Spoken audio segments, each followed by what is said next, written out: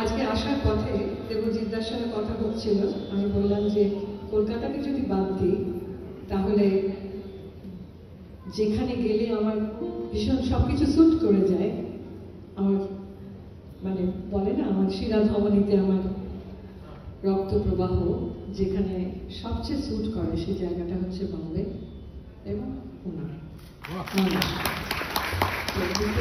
গণেশজিকে নিয়ে একদম চলে এসেছি, আমার শাড়িতেও গণেশজি রয়েছে। সিদ্ধিবিনায়ককে একটা স্যালুট জানিয়ে দিলাম আর দিয়ে এবার শোনাচ্ছি আপনাদের খুব প্রিয়, আমি জানি নিশ্চিতভাবে যে আপনারা এই কি লাবণ্যে পূর্ণ প্রাণ গানের সঙ্গে শুনতে চাইবেন।